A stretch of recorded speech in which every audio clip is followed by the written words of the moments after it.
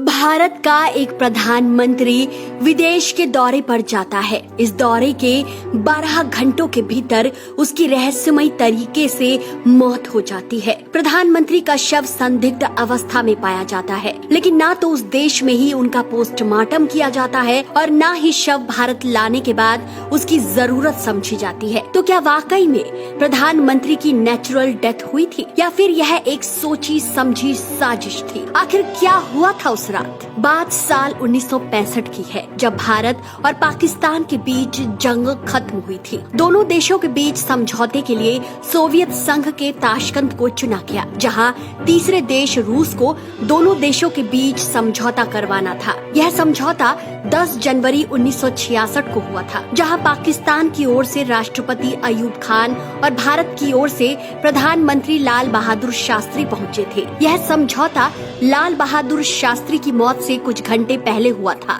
जिसमें कहा गया था कि दोनों देशों की सेनाएं 25 फरवरी तक दूसरे देश के इलाकों से पीछे हटकर पहली वाली स्थिति में पहुंच जाएगी। इस समझौते के बाद रात को एक पार्टी रखी गई। पार्टी के बाद शास्त्री जी रात को 10 बजे अपने होटल के कमरे में आए। कहा जाता है कि उस रात उन्होंने होटल लौटकर बहुत हल्का भोजन किया था और उसी रात 2 बजे के आसपास उनकी मृत्यु हो गई। आधिकारिक तौर पर बताया गया कि लाल बहादुर शास्त्री की मौत हार्ट अटैक की वजह से हुई थी। बताया जाता है कि शास्त्री को दिल से संबंधित बीमारी थी और साल 1959 में भी उनके एक बार हार्ट अटैक आया था। इसके बाद उनके परिवार के लोग उनको कम काम करने की सलाह देते थे, लेकिन प्रधानमंत्री का पद संभालने के बाद उनका काम और बढ़ गया। ताशकंद में मौत के बाद शास्त्री का पार्थिव शरीर भारत लाया गया था। उनकी बॉडी देखने वालों में कई लोगों ने शास्त्री के चेहरे और शरीर पर अप्राकृतिक नीले और सफेद धब्बे देखे जाने की बात कही थी। इसके अलावा उनके पेट और गर्दन पर कटे होने के भी निशान थे। बता दें कि मौत से पर्दा उठाने के लिए उस वक्त राजनारायण जांच समिति का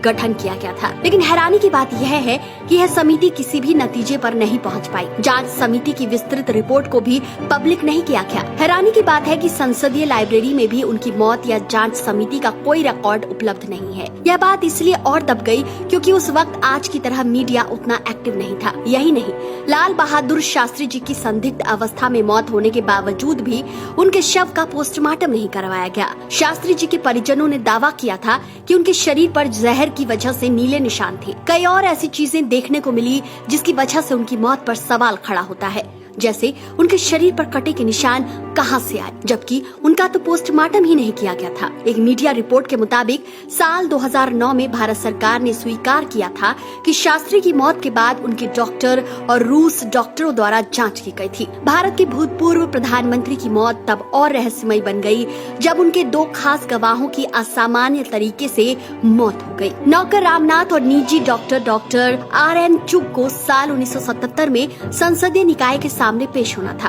क्योंकि दोनों शास्त्री जी के साथ ताशकंद गए थे, लेकिन संसदीय निकाय के सामने पेश होने से पहले ही दोनों की मौत हो गई। कुछ लोगों ने यह भी दावा किया कि शास्त्री जी की मौत वाली रात उनके निजी सहायक रामनाथ ने खाना नहीं बनाया था, बल्कि उस रात कुक जान मोहम्मद ने खाना पकाया था, जो सोवियत रूस में भारतीय राजदूत TN कॉल का कुक था। खाना खाने के बाद शास्त्री जी सो गए थे और मौत के बाद उनका शरीर नीला पड़ गया था।